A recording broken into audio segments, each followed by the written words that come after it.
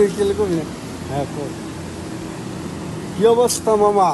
মামা অবস্থা তো বেশি ভালো না। আমি তো একটা স্বপ্নে দেখছি মামা। আমি কি টেনশনে স্বপ্ন মামা? আমার ভালো লাগতেছে না। কেন মামা? স্বপ্নে দেখছি আজরাইল আইছে আমার কাছে, আয়া কইতাছে তোর জান কবজ করে নিব। আমি বললাম আমার তো মেলা কাজ কাম বাদ আছে, আমার জানটা তুই কবজ করিস না। আমি আছি সৌদি আরবে, বাংলাদেশে যাবো, তখন আমার জান কবজ করিস। পরে আমি টেনশনে পড়ে গেছি গে। পরে কইতাছে কই তোর আমি জান কবজ করবো না, একটা সুযোগ দিতে পারি। সেই সুযোগটা হইলো আমার কিছু কাজ করা লাগবে তোর। পরে আমি বললাম যে তোর কি কাজ করা লাগবো? পরে আজরাইলে কইতাছে কয় আইসো না মামা, আমার কথা শোনো। পরে আজরাইলে কইতাছে কি জানো?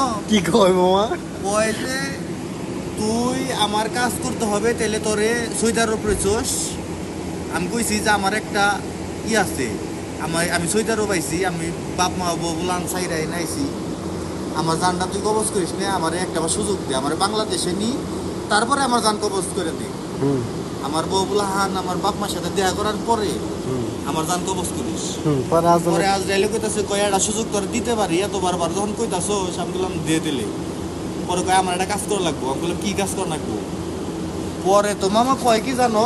ঠিক কয়। কয় যে আমার কাজটা হলো কি জানোস, আমি তো এখন আজরাইল বুড়া হয়ে গেছি গে, বুড়া হয়ে গেছি গে, এখন জান কবজ করতে পারি না। এখন আমার বদলে তুই জান কবজ করবি মাইসের।